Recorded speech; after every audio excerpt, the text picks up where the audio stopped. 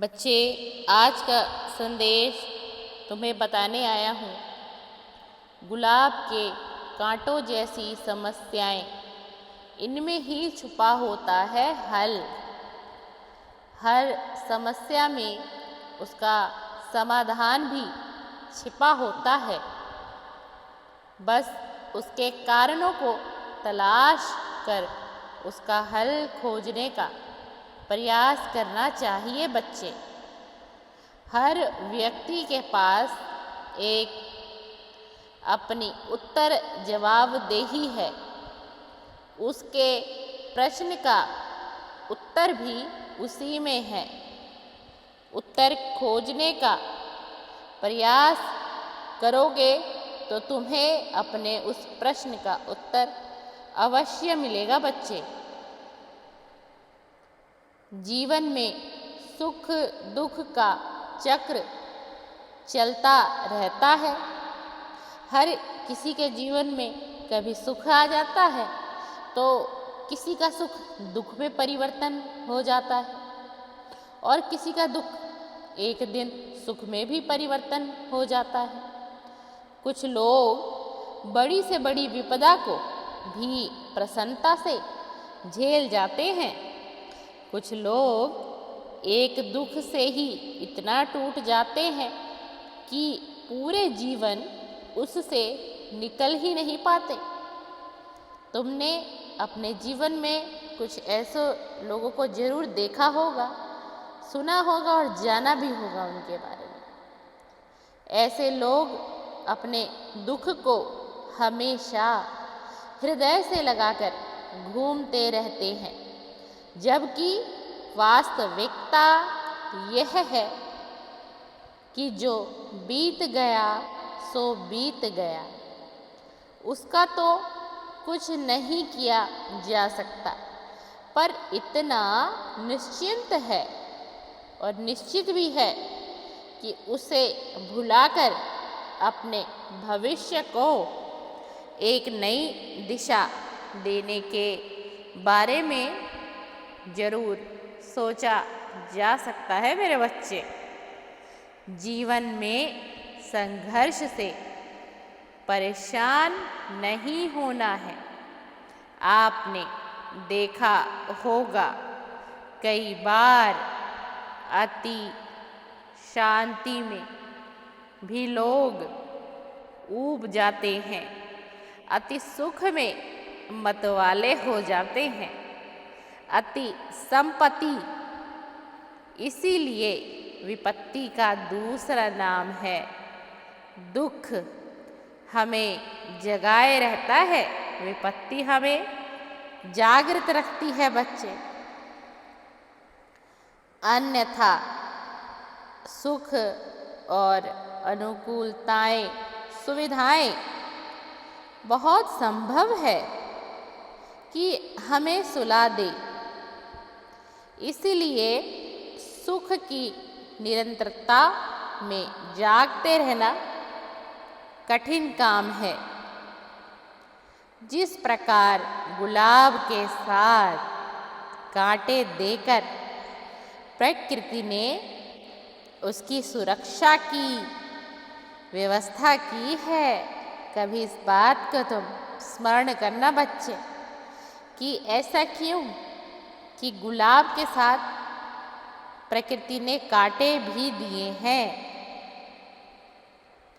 उसी प्रकार जीवन में आने वाली प्रतिकूलताएं, विपत्ति, दुख वास्तव में परमात्मा द्वारा की गई एक व्यवस्था है बच्चे।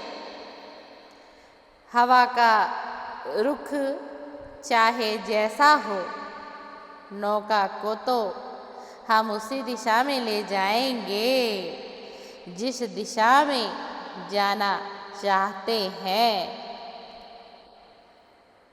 आप परिस्थितियों को तो बदल नहीं सकते, गर्मी को आने से रोक नहीं सकते हो। हाँ, पंखे लगा सकते हो। एक ऐसा उदाहरण तुम्हें बता रहा हूँ जो तुम्हें तीव्रता से सरल माध्यम से समझ आ जाएगा बच्चे। एसी लगा सकते हैं, आप वर्षा को आने से रोक नहीं सकते। छाता लेकर बाहर निकल सकते हो।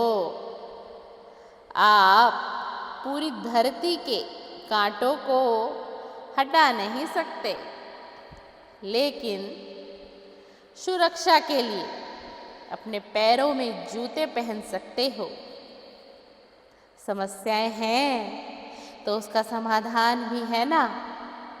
भूख बाद में लगती है, अन्न पहले से तैयार है। प्यास को शांत करने के लिए परमात्मा ने पहले से ही पानी दिया है ना। क्यों दिया है वो पानी, वो जल क्यों दिया है?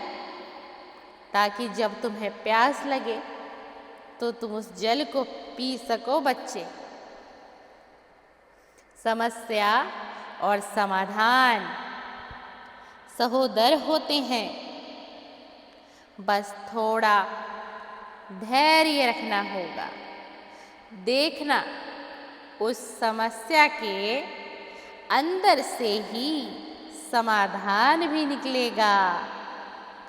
हर समस्या के लिए उलाहना तो बहुत देते हैं, लेकिन समाधान को स्वीकार करने के लिए तैयार नहीं दिखते तुम। क्या समाधान की प्यास है तुम्हारे अंदर? क्या हम समाधान चाहते हैं? क्या तुम समाधान चाहते हो? सत्य है, सत्य बात है तो सच मानिए, समस्या ही आपको समाधान निकाल के देगी। समस्या पर ठीक से चिंतन करें, चिंता से मत भर जाओ। थोड़े से खुले मन, थोड़े से धैर्य। ठीक इसी तरह मैं तुम्हें कहूँगा कि थोड़े से समर्पण। समर्पण का अर्थ बच्चे कि किसी के प्रति तुम्हारा समर्पण।